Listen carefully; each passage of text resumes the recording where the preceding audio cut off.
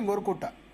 భరత్ గారు, రామచంద్ర నాయక్ గారు, భరత్ గారు ఒకటి శ్రవణ్ గారు అంటే కొంతకాలం 10 సంవత్సరాలు కాంగ్రెస్ పార్టీలో వారి ప్రస్థానం కూడా సాగింది. మేమంతా మంచి మిత్రులమే. ఒకటి నేను అడుగుతున్నా, వారు ఒక న్యూట్రల్ అంటే శ్రవణ్ గారికి ప్రజల్లో మంచి ఒక ఆదరాభిమానాలు ఉన్నాయి. ఎందుకంటే వాస్తవాల దగ్గర మాట్లాడుతున్నాను. కానీ ఒకటేంటంటే వన్ సైడ్ గా అంటే ఇప్పుడు ఆ పార్టీలో ఉన్నాం కదా అని చెప్పేసి ఆ పార్టీని ఒకళ్ళకి చేసుకున్నట్టుగానే మాట్లాడడం నేను దాన్ని కొంచెం విభేదిస్తున్నా. గత 10 సంవత్సరాల్లో వాళ్ళు 5 ఎన్నికలకు నేను ఒక ప్రశ్న అడిగిన. 5 ఎన్నికల్లో ఏ ఎన్నికల్లో ఎంత ఖర్చు పెట్టిరు స్వయంగా మేము కళ్ళతో చూసినాం. శ్రవణ్ గారు మేమంతా అక్కడే కాంగ్రెస్ లో ఉండే చూసినాం. మరి నిజంగా కేసీఆర్ అభివృద్ధి చేసి ఉంటే అభివృద్ధి కార్యక్రమాలు గెలిపియాలి కదా ఆ రోజు. ఎందుకు 3,000 కోట్లు 2,000 కోట్లు హుజూర్ నగర్ లో వాగ్దానాలు చేసిరు? హుజూరాబాద్ లో ఎందుకు 3,000 కోట్లు ప్లస్ అక్కడ విచ్చలవిడిగా డబ్బులు పంచిరు? దానికి సమాధానం చెప్పలేకపోతున్నారు. రెండవది, ఈ రోజు రాష్ట్ర ఆర్థిక పరిస్థితికి ఇంత ఈ దిగజారడానికి కారకులు ఎవరు? మా ప్రభుత్వం వచ్చి కేవలం 20 నెలలే అవుతుందండి. డిసెంబర్ 3వ తారీఖు వస్తే వాళ్ళు కొంత వేస్తే మీరు కొంత మీరు ఫ్రీ బస్సు పెడితే అంటే ఇప్పుడు ఇంకోటి శ్రవణ్ గారు చెప్పినట్టు కొన్ని పథకాలు ఇవ్వాలి, కానీ జెన్యున్ గా పోవాల్సిన వారికి రీచ్ అవ్వాలి.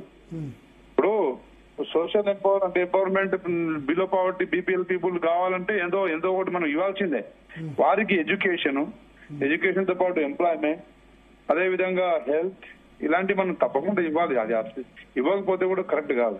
అయితే నేను ఒకటే అడుగుతున్నా, ఇప్పుడు ఎన్నికల్లో మన ఎన్నికలు వాళ్ళు సరే నేను ఓడిపోతున్నారనే ఒక అక్కస్తోనే వాళ్ళు మొన్న టీఆర్ఎస్ మీడియా వాళ్ళు దుష్ప్రచారాలు స్టార్ట్ చేశారు.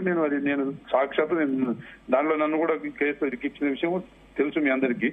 నేను ఏమంటున్నా అంటే ఆ పార్టీలో ఉన్నప్పుడు ఒక విధంగా ఈ పార్టీలో ఉన్నప్పుడు కాదు. శ్రవణ్ గారు వాస్తవాలే మాట్లాడాల, వారు చేసిన తప్పుదారు కూడా చెప్పాలా కదా.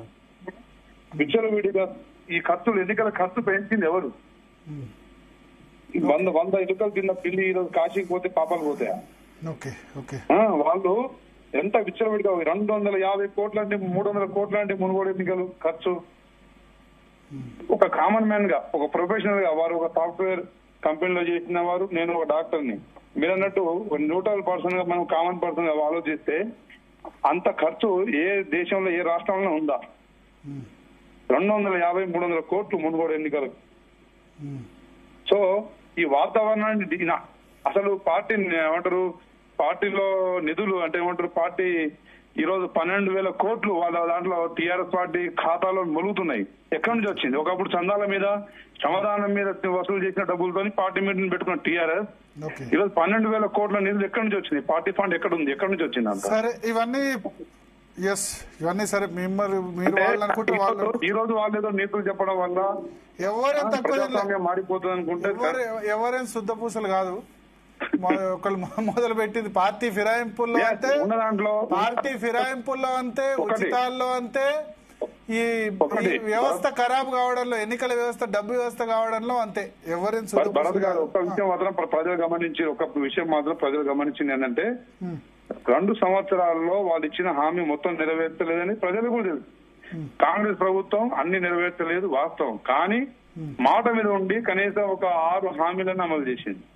ఇందిరమ్మ ఇల్లు ఇస్తున్నాం, ఈ ఇస్తున్న హామీల ప్రజల్లో ఇంకా వాళ్ళు ఇవ్వగలుగుతారు, వాళ్ళ చిత్తశుద్ధి ఉందనేది గమనించింది. కాబట్టి లాస్ట్ 5 రోజుల్లో వారం రోజుల్లో ప్రజలంతా కాంగ్రెస్ పార్టీ వైపు ఆలోచించారు. ఒకళ్ళు నిజంగా 10 సంవత్సరాల్లో వాళ్ళు ఏదైనా ఒక హామీని నెరవేర్చి, దళిత బంధు నెరవేర్చిర్రా, 3 ఎకరాల భూమి నెరవేర్చిర్రా, కొన్ని ఉద్యోగాలు నెరవేర్చిర్రా? సరే రామచంద్ర నాయక్ గారు, ఇప్పుడు రేపు 15 నుంచి 20,000 ఓట్ల మెజారిటీతో గెలుస్తామంటారు. గెలిచిన వెంటనే ఇక ఖైరతాబాదు పంచాయతీ ఎలక్షన్స్ ఇవన్నీ స్టార్ట్ అయిపోతాయి, అంతేనా? డెఫినెట్లీ. అంటే యాక్చువల్లీ కోర్టు వివాదం లేకుంటే లాస్ట్ చివరి అంటే ఈ నవంబర్ లోనే ఆ ఖైరతాబాద్ మన జూబ్లీ తో పాటు లోకల్ బాడీ ఎన్నికలు కూడా అయిపోయేటి. అక్కడ హైకోర్టు నడుస్తుంది, ఇంకా ఎంతకాలం అయితే రిజర్వేషన్ ఇష్యూ ఉంది కాబట్టి మేము రిజర్వేషన్ ఇంప్లిమెంట్ చేయాలని చిత్తశుద్ధి ఉన్నాం కాబట్టి ఎన్నికలు కొంత ఆపాల్సి వచ్చింది. డెఫినెట్ గా ఓడిపోతే మరి ఏమంటారు? ఓడినా గెలిచినా లోకల్ బాడీ ఎన్నికలు నిర్వహించాల్సిందే కదా. అయితే ఓడిపోవడం అనేది ప్రసక్తే లేదు. ఎందుకంటే ప్రజలు మా ప్రభుత్వాన్ని ఆదరిస్తున్నారు. ఈ ప్రభుత్వం మీద స్టిల్ నమ్మకం ఉంది. మేము ఇంకా స్టార్టింగ్ కేసీఆర్ మొదటి టర్మ్ పాలించిన తర్వాత కూడా ఒక మాట అన్నాడు, అప్పుడే పుట్టిన బిడ్డ మన పరిగెడుతుందా అని చెప్పి. పోనీ మేము అడుగుతున్నాము 20 నెలల్లోనే మా ప్రభుత్వం పరిగెత్తగలుగుతుందా? వాళ్ళు చేసిన విధ్వంసాన్ని కవర్ చేసుకుంటూ కట్టుకుంటూ దాసో శ్రవణ్ గారు ఫోన్ కలపండి, ఫోన్ ఇన్ లో కలపండి. దాసో శ్రవణ్ గారు ఉన్నారా ఫోన్ లైన్ లో? సో దాసో శ్రవణ్ గారు ఫోన్ కలపండి, ఆయన ఫోన్ లో మాట్లాడాలనుకుంటారు, జూమ్ కట్టేది. సో రామచంద్ర నాయక్ గారు మీరు ఏం చెప్తారు? ఓడినా గెలిచినా పంచాయతీ ఎలక్షన్ అయితే పెడతారు. అంటే మేము మన ఓడినా గెలిచాను మీరు ప్రస్తావించారు కాబట్టి మా ఓడే ప్రసక్తే లేదు. మేము 30,000 ఇప్పుడు అయిపోయింది ఓటింగ్.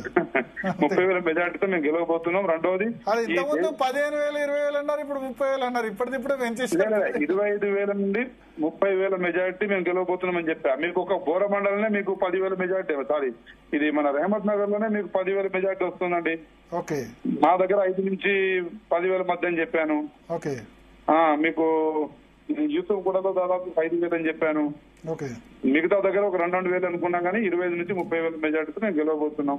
ఏదేమైనా దేశ పురోగతి గానీ రాష్ట్ర ప్రగతి గానీ కాంగ్రెస్ పార్టీ గత 65 సంవత్సరాల్లో మేము ప్రూవ్ చేసినాం. తప్పకుండా భవిష్యత్తులో కూడా మాట మీద ఉండే పార్టీ కాబట్టి ప్రజలు నమ్మిరు. తప్పకుండా వారి నమ్మకాన్ని కూడా మేము తప్పకుండా కాపాడుకుంటాం. మా నాయకుడు చిత్తశుద్ధితో పనిచేస్తుందండి. మరి వాళ్ళు 1,60,000 కోట్లు అసలు వడ్డీకి సంవత్సరానికి కట్టుకుంటూనే ఇన్ని పథకాలు ఇస్తున్నామంటే ఆ గొప్పతనం మా నాయకుడు రేవంత్ రెడ్డి గారి. ఓకే, దాసోజీ గారు ఫోన్ లైన్ లోకి వచ్చారు, చెప్పండి. ఇంతకు ముందు రామచంద్ర నాయక్ గారు మాట్లాడుతూ ఏ పార్టీలో ఉంటే ఆ పార్టీలో మాట్లాడుతాం అట్లా అని చెప్పని ఏదో అన్నారు. సరే, వారి విఘ్నతకు నేను వదిలిపెడతా. నేను చెప్పేది ఏంటంటే ఈ పార్టీ ఉన్నా ఆ పార్టీ ఉన్నా ప్రజల పక్షం, ప్రతిపక్షం అనేది పార్టీలు. అయాల కాంగ్రెస్ పార్టీలో ప్రతిపక్షంలో అధికారంలో లేకపోతే అది ప్రజల పక్షం. ఇవాళ టీఆర్ఎస్ అధికారంలో లేకపోతే అది ప్రజల పక్షం. That is the spirit of democracy. అది అర్థం కాకుండా ఈ పార్టీలో ఉంటే ఈ పార్టీ, ఆ పార్టీలో ఉంటే ఆ పార్టీ, ఏ పార్టీలో ఉన్నా ప్రజల పక్షం. ప్రభుత్వాలు వాళ్ళకి ఇచ్చినటువంటి ఒక వాగ్దానాలు అమలు చేయకుండా ఇష్టం వచ్చినట్టు వ్యవస్థ నడిపిస్తూ ఇష్టం వచ్చినట్టుగా అరాచక పరిపాలన కొనసాగిస్తుంటే కూడా భజన కొట్టడానికి సిద్ధంగా ఉండేటువంటి వ్యక్తిని నేను కాదు. ఒకవేళ అయాల ప్రభుత్వాలు తప్పు చేస్తే కూడా తప్పన్నాను, ఇవాళ ప్రభుత్వం తప్పు చేస్తే కూడా తప్పంటున్నాను. మీకు దురదృష్టం ఏంటంటే ఇవాళ రామచంద్ర నాయక్ గారు 10 ఏళ్ళు అధికారంలో లేరు. సరే, అంతకుముందు 10 ఏళ్ళు అధికారంలో లేరు. అధికారంలోకి వచ్చి 2 ఏళ్ళు కాకముందే మొత్తం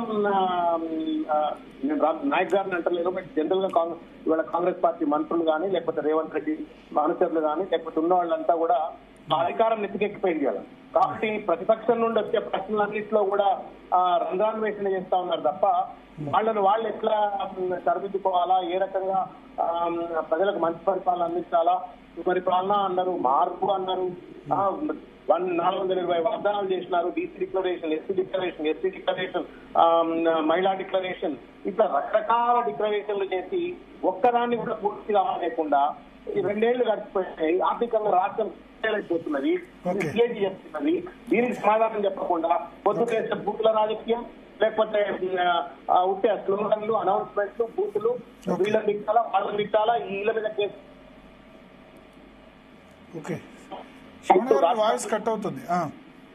రాష్ట్రాన్ని కుదేలు చేస్తే తప్పనిసరిగా అడుగుతారు. దాన్ని అడిగితే ఈ పార్టీలో ఉంటే ఆ పార్టీలో ఉంటే అని చెప్పారు. వాళ్ళకి వాళ్ళు మాట్లాడుకుంటే నేను చేసేది ఏం లేదు. నిన్నటిదాకా రేవంత్ రెడ్డి ఏం చేసిందా ప్రతిపక్షంలో ఉన్నప్పుడు? అధికార పక్షాన్ని తూర్పార వచ్చిందా? సో ఫైనల్ గా చర్చ క్లోజ్ చేద్దాం. శ్రవణ్ గారు, మీరు రేపు ఏంటి మీ అసెస్మెంట్ ఏంటి? బీఆర్ఎస్ గెలుస్తుందా? గెలిస్తే ఎంత మెజారిటీ వస్తుంది? ఓడిపోతే ఎట్లా ఉంటుంది సిచ్యువేషన్? బీఆర్ఎస్ గెలవాలని కోరుకుంటున్నా. ఓకే, బీఆర్ఎస్ గెలిచి దీనివల్ల ఏదో బీఆర్ఎస్ పార్టీకి మేలు జరుగుతుంది అనే దానికంటే కూడా తెలంగాణ ప్రజలకు మేలు జరుగుతుంది కాబట్టి బీఆర్ఎస్ పార్టీ గెలవాలా, రేవంత్ రెడ్డి ఓడిపోవాలని కోరుకుంటున్నా. ఏ డివిజన్ లో మెజారిటీ వస్తుంది మీకు? ఇంకా నేను ఆస్ట్రాలజర్ గా చెప్తే బాగుండదండి. నేను మళ్ళీ ఎలక్షన్ మొత్తం ఇన్వాల్వ్ అయినారు. కొనుగోలు, కేటీఆర్ రోడ్ షోస్ అంతా బ్యాక్గ్రౌండ్ మీరు వర్కౌట్ చేసి జనాలకు ప్రజలకు చెప్పబోతే నేను చెప్పా కదా, యూసఫ్ కూడా రెహమత్ నగర్ లో అట్లా ఏమైనా చిన్న చిన్న ఇబ్బందులు వస్తుండొచ్చు కానీ మిగతా అన్ని డివిజన్స్ లో కూడా going to have comfortable majority and we will win this election. Number 1.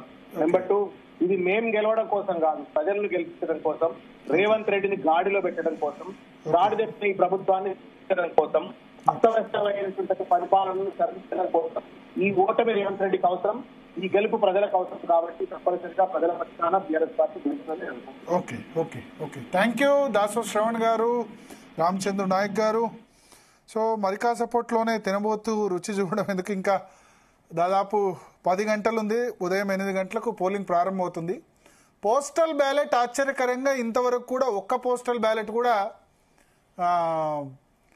రాలేదు అధికారుల దగ్గరికి. మరి జూబ్లీహిల్స్ నియోజకవర్గంలో ప్రభుత్వ ఉద్యోగి ఎవరు లేరా అన్న చాలా డౌట్ అయితే వస్తుంది. ఒకవేళ ప్రభుత్వ ఉద్యోగులు ఉన్న వాళ్ళు బహుశా డైరెక్ట్గా మరి హాలిడే ఇచ్చారు కాబట్టి వచ్చి వినియోగించుకున్నారో తెలీదు. బట్ హోమ్ ఓటింగ్ అంటే 80 సంవత్సరాలకు పైగా వృద్ధులు దాదాపు 103 మంది రిజిస్టర్ చేసుకున్నారు హోమ్ ఓటింగ్ కింద.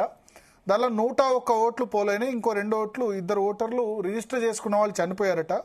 సో ఫస్ట్ హోమ్ ఓటింగ్ ఎవరైతే 85 సంవత్సరాలు దాటిన వృద్ధుల దగ్గరికి ఈసీఏ స్వయంగా వాళ్ళ ఇంటికి వెళ్ళి ఓటు తీసుకుంటుంది. ఆ 101 ఓట్లు ఫస్ట్ లెక్కిస్తారు. ఆ తర్వాత షేక్పేట నుంచి ప్రారంభమై ఓట్ల లెక్కింపు ఎర్రగడ్డతో ముగుస్తుంది. 10 రౌండ్లోనే కంప్లీట్ అవుతుంది కాబట్టి రౌండ్కు దాదాపు ఒక 15-20 నిమిషాలు తీసుకున్నా 15 × 10 150 నిమిషాలు అంటే 2.5 గంటల్లో అవుతుంది. నాకు తెలిసి 10:30-11 గంటలకల్లా జూబ్లీహిల్స్ రిజల్ట్ వచ్చేస్తుంది. ఎక్కువ ఆలస్యం పట్టదు ఎక్సెప్షనల్గా, ఎందుకంటే 42 టేబుల్స్ ఏర్పాటు చేశారు కాబట్టి 10 రౌండ్స్ అంటే ఈజీగా 2.5-3 అవర్స్ 11 లోపే జూబ్లీహిల్స్ రిజల్ట్ రానుంది. మినిట్ టు మినిట్ అప్డేట్స్ ఉదయం 8 గంటల నుంచి. బీహార్ కూడా ఇస్తాం, కానీ జూబ్లీహిల్స్ 2 తెలుగు రాష్ట్రాల్లో కూడా ఇంట్రెస్ట్ కాబట్టి స్పెషల్ ఫోకస్ జూబ్లీహిల్స్ గురించి జీ తెలుగు న్యూస్ ఇస్తుంది. ఎందుకంటే బెట్టింగ్ రాయళ్ళు దాదాపు 500 కోట్ల బెట్టింగ్లు కట్టారట ఆంధ్రప్రదేశ్ వాళ్ళు కూడా. సట్టా బజార్ ఇప్పుడు బీఆర్ఎస్ గెలిస్తే 1:3 అంటే 100కు 300 రూపాయలు బీఆర్ఎస్ గెలిస్తే పందెం నడుస్తుందట. బెట్టింగ్ రాయలంతా కూడా కాంగ్రెస్ పార్టీ గెలుస్తుందని ఎక్కువ ఎక్స్పెక్ట్ చేస్తున్నారు. సో ఏం జరుగుతుందన్నది చూద్దాం. రేపైతే ఉదయం 7 గంటల నుంచి స్టార్ట్ అవుతుంది. 8 గంటల నుంచి కౌంటింగ్ ప్రారంభమైనప్పటి నుంచి మినిట్ టు మినిట్ అప్డేట్స్ అయితే జీ తెలుగు న్యూస్లో కంటిన్యూ అవుతాయి. రేపు మళ్ళీ ఈ డిఎన్ఏ చూస్తున్న ప్రేక్షకులు రేపు జీ తెలుగు న్యూస్ ఉదయం నుంచి నిష్పాక్షిక కవరేజ్ కోసం మా దగ్గరికి అందరు కూడా వస్తారని ఆశిద్దాం. ఇది ఇవాళ DNA. Stay tune to Zee Telugu news. Welcome back.